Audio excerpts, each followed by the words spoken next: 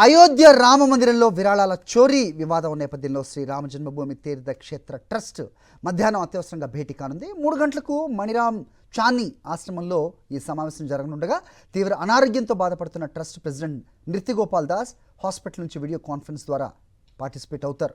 Ayodhya trust general secretary Champat Rai, trustee Anil మిశ్రాలకు ఉద్వాసన పలికే అవకాశం ఉంది. ఆరోపణల నేపథ్యంలో ఇప్పటికే వీళ్ళిద్దరు కూడా తమ పదవులకు రాజీనామాలు చేశారు. అయోధ్య తన సేవలు ముగిశాయని అయోధ్యలో ఇప్పటికే చంపతరాయ్ స్పష్టం చేశారు. ఈ రామమందిర నిర్వహణ కోసం సరికొత్త పరిపాలనా వ్యవస్థను ఏర్పాటు చేసే అంశంపై ట్రస్ట్ సమావేశంలో చర్చించనున్నట్టుగా సమాచారం. సీఈఓ నియామకంపై నిర్ణయం తీసుకునే అవకాశం కూడా ఉంది. విరాళాల చోరీపై స్పందించిన ఆర్ఎస్ఎస్ రామమందిర నిర్వహణ లోపాలను సరిదిద్దుకోవాలని సూచించింది.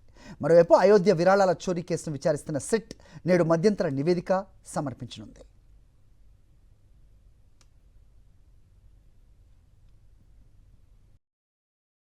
మరిన్ని అప్డేట్స్ కోసం ఛానల్ను సబ్స్క్రైబ్ చేయండి. నోటిఫికేషన్స్ కోసం బెల్ ఐకాన్ పై క్లిక్ చేయండి.